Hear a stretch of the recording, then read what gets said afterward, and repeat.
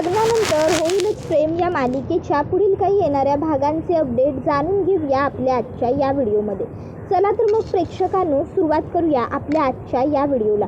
तर आता आपण इथे पाहतोय की कशा पद्धतीने पार्थ रम्याची सगळी मस्ती जिरवणार आणि दुसऱ्या बाजूला आता रम्याला नंदिनीसुद्धा चांगलं सुनावणार. तर आता सध्या आपण पाहतोय की घरामध्ये आता आपल्या दोन मुलींची लग्न झालेली आहेत आणि त्यामुळे धनंजय हा गरमीचा पहिला आंबा येता क्षणी आपल्या मुलींसाठी आंबा घेऊन त्यांच्या सासरी दाखल झालेला असतो. आता आपल्या बाबांना बघून नंदिनी आणि काव्या दोघीही बहिणी खूपच जास्त खुश होऊन जातात. आता दोघीही जाऊन पहिलं तर बाबांना घट्ट भेटतात आणि त्यानंतर आता दोघी विचारू लागतात की बाबा तुम्ही काही न कळवता असे अचानक कसे आलात. नाही म्हणजे अचानक आलाय त्याचा आनंद तर झालाय पण कळवलं का नाही. त्याबरोबर आता धनंजय म्हणत असतो अगं कसं कळवून येणार, आंबे घेऊन यायचे होते ना तुमच्यासाठी. तुमचं लग्न झाल्यानंतरचा हा पहिला उन्हाळा आहे आणि आपल्याकडे आंबे असतातच, मग तुमच्यासाठी आंबे आणणार नाही असं कसं होईल.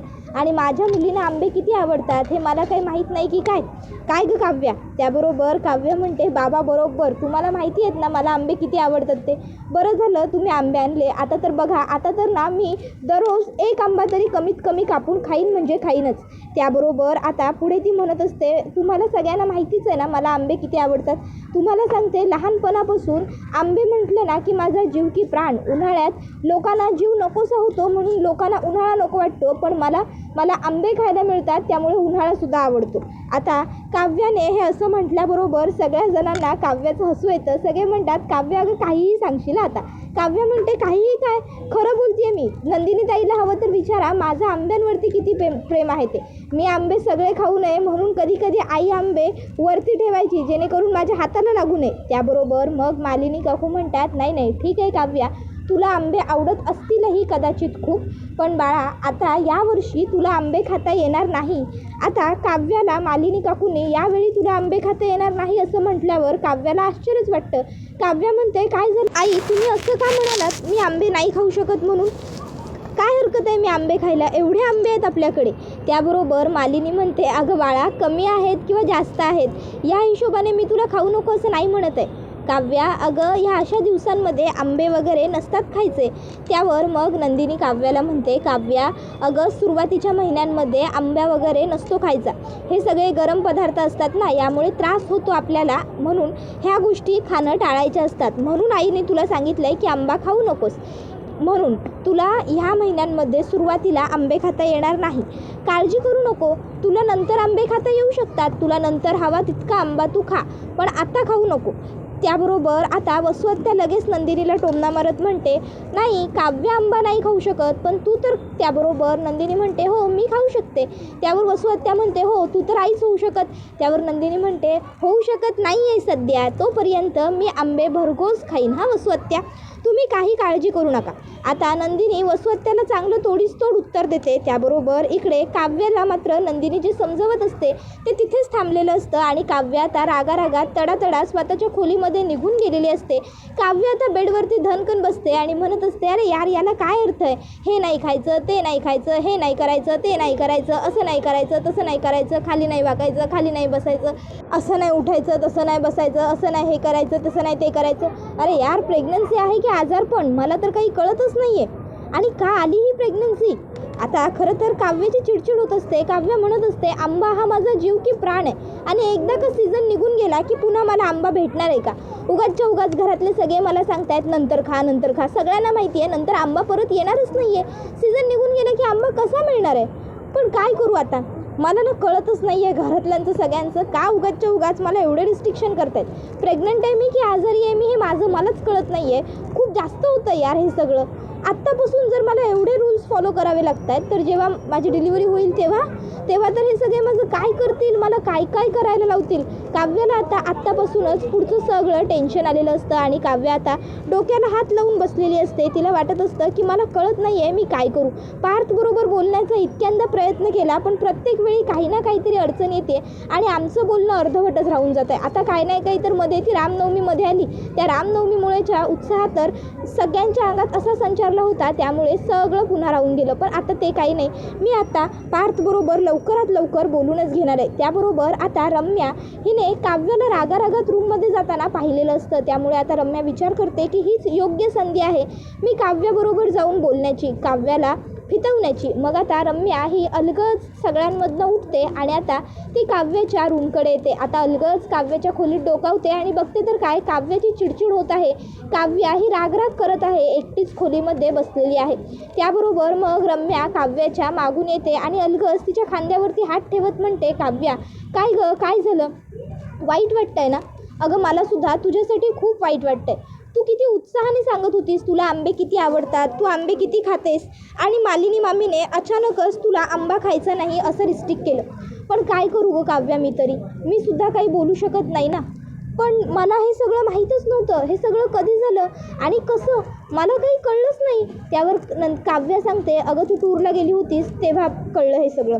त्यावर रम्या म्हणत असते, अगं काव्या पण हे सगळं तुझ्यासाठी किती अवघड होणार आहे, तुला माहिती आहे का, कळतंय का तुला, तू विचार केला आहेस का सगळा मागच्या पुढच्या गोष्टींचा? अगं ह्या सर्व गोष्टी तुला जितक्या वाटत आहेत तितक्या सोप्या नाही आहेत. आता तुला सगळं ओके ओके वाटतंय खरं, पण नंतर पुढे जाऊन तुला सर्व गोष्टींचा त्रास होईल. तुझे लेक्चर मिस होतील, तुझा अभ्यास मिस होईल, तुला तुझं स्वप्न विसरावं लागेल. या सर्व गोष्टींची तयारी तू केली आहेस का? नाही म्हणजे आता सगळेजण तुला चांगलं चांगलं सांगतायत खरं, पण रियालिटीची जाणीव तुला कोणीही करून देत नाही आहे काव्या. पण मी तसं नाही करणार काव्या. हे बघ, तू आई होशील याचा मला खूप आनंद झाला आहे, पण तरीही जे सत्य आहे ते तुझ्यापासून लपवून ठेवणं हे सुद्धा चुकीचं आहे ना. हे बघ काव्या, तुला UPSC क्लिअर करायची. जर तू ह्या सगळ्यात गुंतत गेलीस ना तर कसली परीक्षा आणि कसलं काय बघतेस ना. आधीच एकतर लग्नानंतर घरातल्या जबाबदाऱ्या येऊन पडल्यात तुझ्या अंगावर, त्यामुळे तुझ्या अभ्यासाकडे ऑलरेडी दुर्लक्ष होत आहे. त्यात जर आता पुन्हा हे काहीतरी नवीन करून बसशील तर मग तर तू अभ्यासाचं स्वप्न विसरच. मग तर तुला अभ्यास करायला बिलकुल वेळ मिळणार नाही. आता कमीत कमी घरातली हातातली कामं बाजूला ठेवून तू अभ्यास करतेस, पण नंतर तुला हे सगळं नाही करता येणार काव्या. वेळ निघून जाईल आणि मग फक्त पश्चाताप करावा लागेल. त्यापेक्षा बघ, अजूनही हातात संधी आहे, वेळ आहे. जो काही विचार करायचा असेल तो कर. पार्थबरोबर बोल. तसंही तुझं लग्न होऊन कुठे 10, 12, 15 वर्ष झाली आहेत. आत्ता कुठेच तर तुझं नवीन नवीन लग्न झालं आहे. उगाचच्या उगाच मागचा पुढचा विचार न करता काहीतरी करून घेशील आणि नंतर पश्चाताप होईल तुला. त्यापेक्षा कळतंय ना तुला मला काय सांगायचं आहे ते. एकदा पार्थबरोबर बोल. त्याला तरी कळायला नको का? त्यानेच या सर्व गोष्टी तुला सांगायला हव्या होत्या खरं तर. त्याबरोबर इकडे आता काव्या अशा अचानक रूममध्ये गेल्यामुळे आता तिच्या बाबांना जरा वाईट वाटतं. तर मालिनी काकू म्हणतात, अहो काळजी करू नका, काव्याची सवय आहे अशी. काव्या तिला थोडंफार वाईट वाटलं की रूममध्ये जाऊन थोडा वेळ एकटी बसते आणि नंतर शांत झाली की आपोआप बाहेर येते. नंदिनी म्हणते, बाबा तुम्ही चहा पाणी घ्या ना, तोपर्यंत मी बोलवून घेऊन येते तिला. काळजी करण्यासारखं काही नाही आहे. तिचा खरंच मूड नसेल म्हणून ती गेली असेल, किंवा तिला सध्या वीकनेस वाटतोय ना त्यामुळे ती आतमध्ये गेली असेल. मी बोलवून घेऊन येते तिला. आणि मग आता नंदिनी ही काव्याला समजवून सांगण्यासाठी त्या ठिकाणी आलेली असते. आता नंदिनी तिकडे येते आणि आता ती बघते तर काय, काव्याच्या खोलीमध्ये आधीच रम्या आहे. नंदिनी आता रम्याला बघते आणि तिच्या लक्षात येतं की नक्कीच रम्या काव्याला काहीतरी वाईट सांगायला आलेली असणार. आता नंदिनीला ऐकायचं असतं की नक्की रम्या काव्याबरोबर काय बोलते. म्हणून मग नंदिनी जरा 2 मिनटं दाराच्या बाहेरच थांबते. तर रम्या आता जे जे काही काव्याला सांगत असते ते सगळं नंदिनीला ऐकू येत असतं. रम्या म्हणत असते, हे बघ काव्या, तू मला तुझी चांगली मैत्रीण मानतेस ना, मी सुद्धा तुला माझी खूप चांगली मैत्रीण मानते. रादर तू माझी मैत्रीण आहेसच गं. आपल्यामध्ये ह्या आधी जे काही हेवेदावे झाले, जी काही भांडणं झाली, जे काही वाद झाले, ते सगळं संपवून आपण आता मैत्री केली. म्हणूनच मला वाटतंय तुझ्याबरोबर काहीही चुकीचं किंवा काहीही वाईट घडू नये. म्हणून खरं तर मी तुला एवढं समजावून सांगते.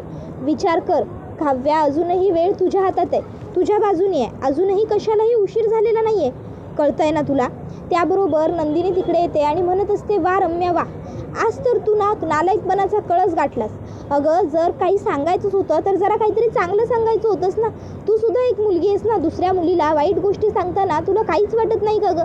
उलट तू तिला समजून सांगायला हवं होतंस. मैत्रीण बनवतेस ना स्वतःला तिची, मग वाईट वाटून घेऊ नकोस. हळूहळू सगळं दुरुस्त होईल, सगळं व्यवस्थित होईल, तुला या गोष्टींची सवय होईल असं सगळं सांगायचं ऐवजी तू तिला हे काय नको नको ते सांगतेस. त्याबरोबर रम्या म्हणू लागते, नंदिनी अगं मी काव्याच्या काळजीपोटीच तर. त्यावर मग नंदिनी म्हणते, हो हो हो कळलं, हां कळलं. तुझं सगळं बोलणं मी दरवाजाबाहेर उभं राहून आधीच ऐकलं. त्यामुळे तुला ना रम्याची एवढी काळजी करण्याची काहीही गरज नाही आहे. तिची काळजी घ्यायला ह्या घरात बरीच माणसं आहेत आणि जरी तिच्या सासरकडच्या माणसांकडनं तिची काळजी घेतली जात नाही आहे असं तिला वाटलं तरी तिला माहेरसुद्धा आहे.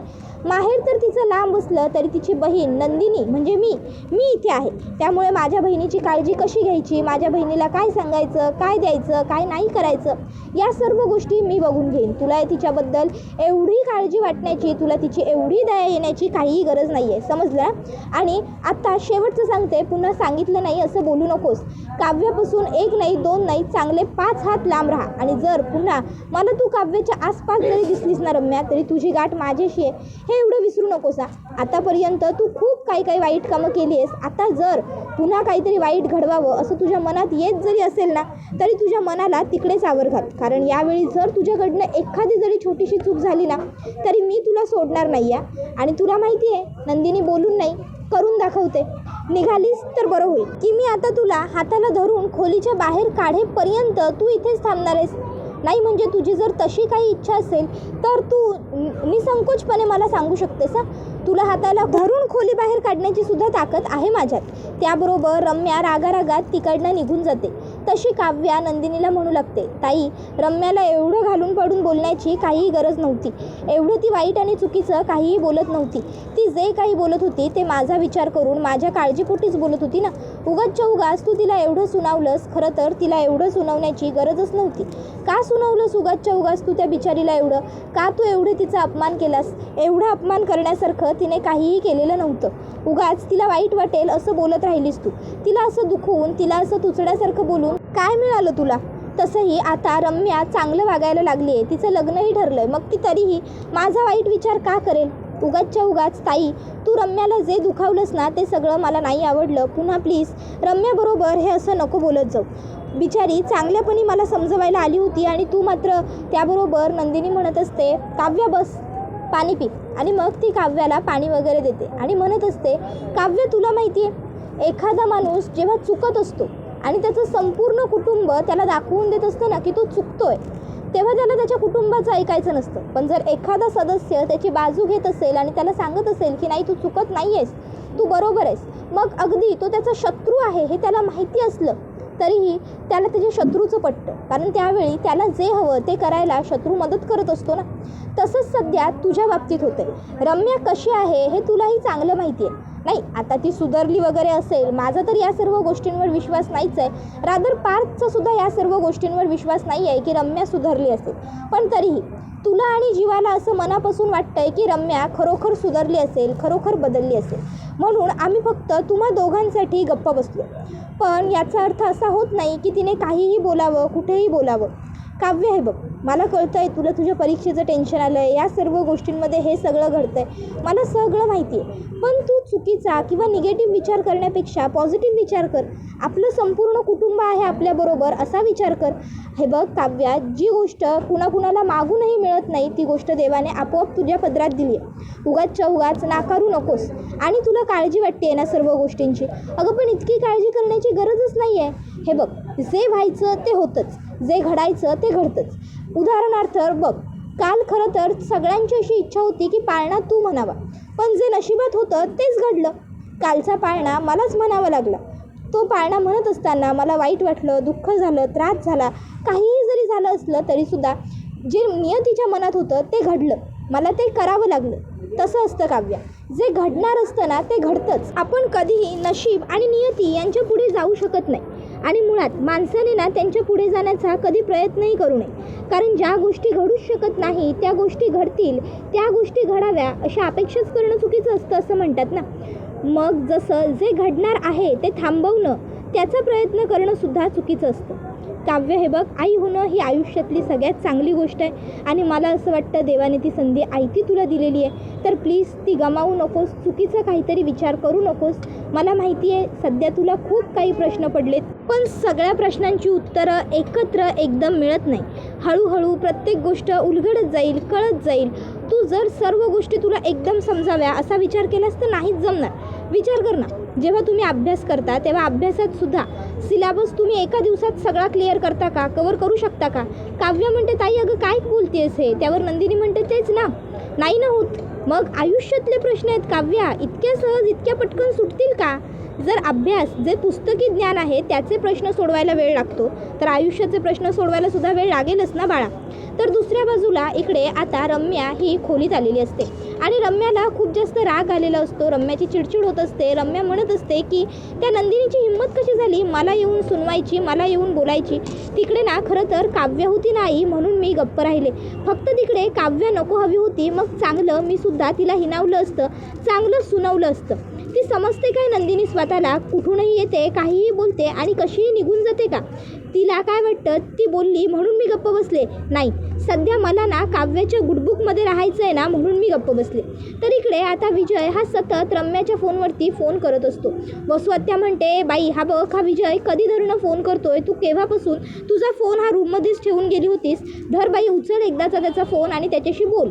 त्यावर रम्या म्हणते आई गप ग, आधीच एकतर माझ्या डोक्यात चिडचिड झाली आहे, त्यात आता याचा फोन उचलू म्हणजे हा आणखीन काहीतरी फालतू बडबड करणार, आणखीन माझं डोकं फिरणार. हे बघ मला अजिबातच रस नाही आहे या विजयमध्ये, तुला माहिती आहे सगळी हकीकत, उगाच तू तरी वेड्यासारखं विचित्र बोलू नकोस आणि माझ्या मागे तर मुळात लागू नकोस.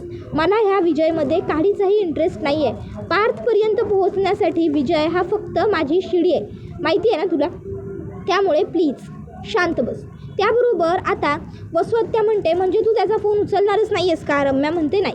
त्यानंतर आता काव्या हॉलमध्ये अभ्यास करत बसलेली असते आणि रम्याला पपई खायची असते. आता खरं तर काव्याला पपई खाऊ घालायची असते म्हणून रम्याने मुद्दाम पपई कापून आणलेली असते. ती म्हणते अरे चाट मसाला आणायचा राहिला आणि रम्या आता चाट मसाला आणायला जाते. इतक्यात तिकडे पार्थ येतो. आता पार्थ काव्याच्या पुढ्यात पपई बघतो आणि म्हणतो काव्य हो काय करताय, आईने सांगितलं ना तुम्हाला गरम वस्तू खायच्या नाही आहेत म्हणून, मग तरीही पपई? त्यावर काव्य म्हणते अहो नाही ही पपई माझी नाही. तोपर्यंत त्या ठिकाणी रम्यासुद्धा येते. काव्य म्हणते ही बघा आली रम्या, ही पपई रम्याने. त्याबरोबर पार्थ आता पूर्ण काही वाक्य ऐकूनच घेत नाही. रम्याने आणली होती एवढ्यावरच बोलतो रम्या हे बघ तू माझ्या बायकोपासून आणि माझ्या बाळापासून दूर राहा, नाही तर मी तुला सोडणार नाही. लक्षात ठेव, उगाचच्या उगाच तू माझ्या मध्ये करायला जाऊ नकोस, नाहीतर माझ्या इतकं वाईट कोणी नसेल. त्याबरोबर आता त्या ठिकाणी विजय येतो आणि विजय आता पार्थचं बोट पकडतो आणि म्हणतो let me correct mister Parth Deshmukh, माझी बायको रम्या विजय मतकरी हिच्यावरती नसते आरोप करायचे नाही आणि आता नेक्स्ट टाईम तिच्याबरोबर बोलण्याआधी तुम्ही माझ्याबरोबर बोलत जा, समजलं ना? आता हे सगळं विजयच्या तोंडून ऐकून रम्याला आनंद होतो, विकृत आनंद होतो. तर काव्याला मात्र टेन्शन येतं, अरे हे सगळं काय झालं? मग काव्य म्हणते एक मिनटं प्लीज, तुम्ही माझ्या नवऱ्याबरोबर सुद्धा थोडं व्यवस्थित बोला. हे जे काही घडलं आहे ना ते सगळं गैरसमजातून घडलं आहे. पार्थ हो रम्याने ती पपई स्वतःला खाण्यासाठी आणली होती. इतक्यात तिला आठवलं की त्यामध्ये चाट मसाला घालायचा आहे तिला, त्यासाठी चाट मसाला आणायला ती रूममध्ये गेली होती, सॉरी किचनमध्ये गेली होती. हो तुम्ही उगाच कांगावा करू नका आणि चला बरं आपण आपल्या रूममध्ये जाऊ. आणि मग काव्या पार्थला घेऊन तिकडनं त्यांच्या रूममध्ये जाते. तशी रम्या विजयला म्हणते विजय हो तुम्ही कशाला एवढे चिडताय, प्लीज शांत व्हा आणि बसा तुम्ही, जाऊ द्या ते सगळं सोडा. त्याबरोबर आता हा व्हिडिओ इथेच संपतो. व्हिडिओ आवडला असेल तर व्हिडिओला लाईक करा, चॅनलवर नवीन असाल तर चॅनलला सबस्क्राईब करा आणि बेल आयकॉन आठवणीने प्रेस करा, जेणेकरून तुम्हाला पुढच्या प्रत्येक व्हिडिओचं नोटिफिकेशन मिळत जाईल आणि सर्व व्हिडिओंचा आनंद हा अगदी उत्तम पद्धतीने घेता येईल. जेव्हा विजयला रम्याचं खरं रूप समजेल तेव्हा विजयची अवस्था काय होईल तुम्हाला काय वाटतं